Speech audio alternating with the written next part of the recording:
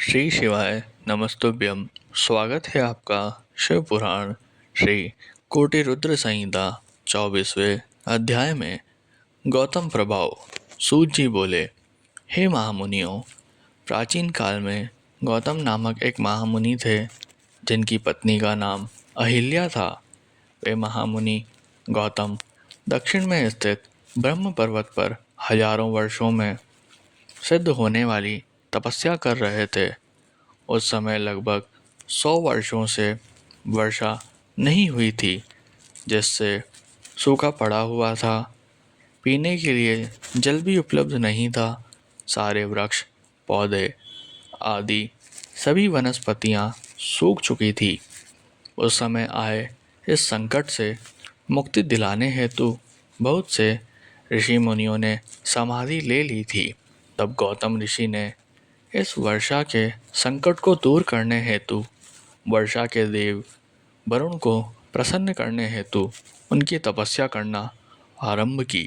गौतम ऋषि ने 6 महीने तक वरुण देव की घोर तपस्या की, जिससे वरुण देवता प्रसन्न हुए और उन्होंने गौतम ऋषि को साक्षात दर्शन दिए।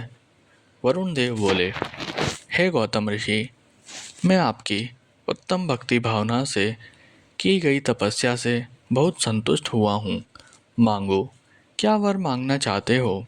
तब वरुण देव का प्रश्न सुनकर महर्षि गौतम बोले, हे वरुण देव, आप तो सर्वज्ञाता हैं।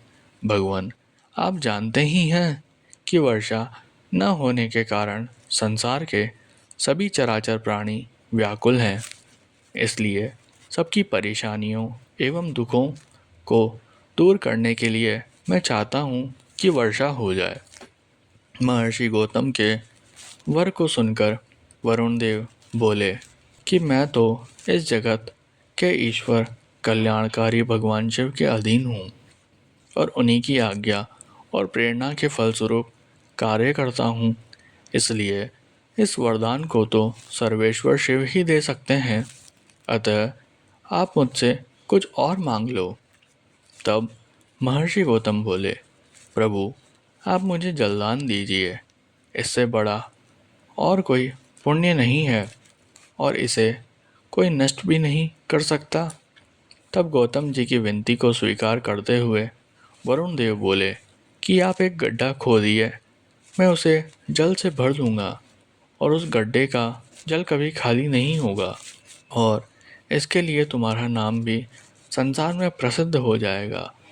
वरुण देव की आज्ञा मानते हुए महर्षि गौतम ने तुरंत एक हाथ लंबा और चौड़ा गड्ढा खोद दिया।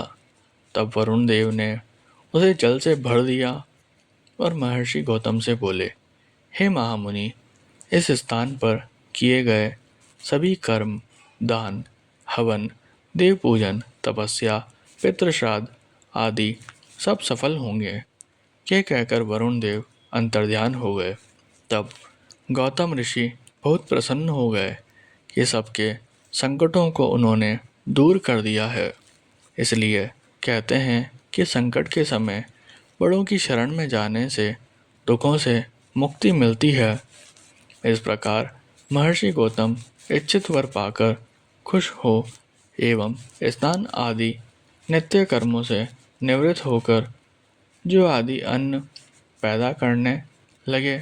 इस जल से सींचकर उन्होंने मुरझाए हुए वृक्षों एवं पौधों को पुनः लहा दिया। उस स्थान को छोड़कर चले गए। सभी जीव पुनः लौट आए। महर्षि गौतम की कृपा से यह स्थान रिद्धि सिद्धियों से युक्त एवं सभी मनुष्यों के लिए कल्याणकारी हुआ।